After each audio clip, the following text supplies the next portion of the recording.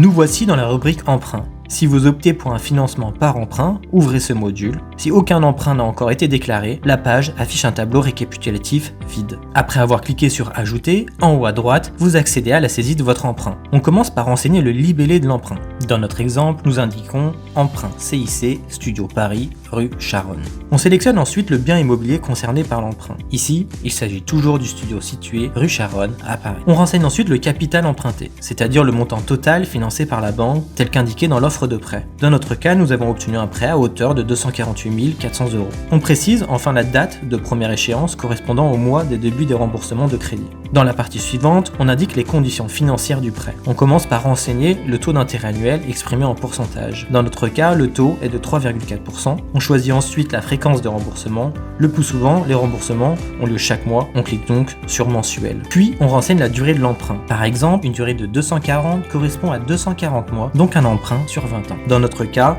il s'agit d'un prêt sur 25 ans. On multiplie donc 25 par les 12 mois de l'année, ce qui donne 300. On indique maintenant la date de prise en compte de l'emprunt, qui correspond généralement au mois de début de votre activité meublée. On renseigne ensuite le capital restant dû, c'est-à-dire le montant qu'il reste à rembourser à la banque à cette date. Dans notre cas, aucun remboursement n'a encore été effectué. La totalité du capital est encore due. Il suffit alors de laisser le montant initial tel quel. On clique ensuite sur visualiser le tableau d'amortissement. Celui-ci est généré automatiquement à partir des informations saisies. Nous vous invitons à vérifier l'exactitude des données, notamment ce qui concerne le capital restant dû, qui permet de confirmer que le calcul automatique a bien été effectué. Puis, appliquez sur accepter et générer automatiquement. Si les informations ne sont pas correctes, vous pouvez refuser la génération automatique en cliquant sur le bouton correspondant. Il vous sera alors possible de renseigner manuellement les données dans la rubrique dépenses, puis échéancier d'emprunt. Mais nous y reviendrons plus en détail dans la partie dédiée à ce volet. Revenons maintenant à notre déclaration initiale. Une fois le tableau d'amortissement validé et la page emprunt enregistrée, vous pourrez retrouver votre tableau d'amortissement dans échéancier d'emprunt afin d'y ajouter manuellement le montant de votre assurance emprunteur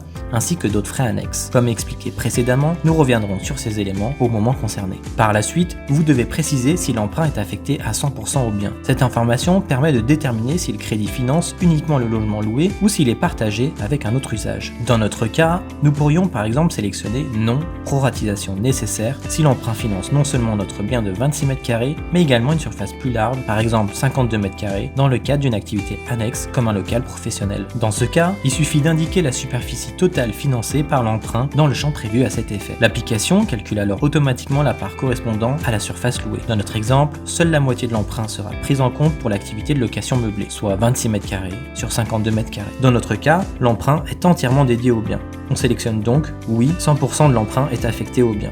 Les intérêts intercalaires correspondent aux intérêts payés entre le déblocage des fonds et le début des remboursements classiques. Ils concernent principalement les situations où la mise en location est décalée dans le temps.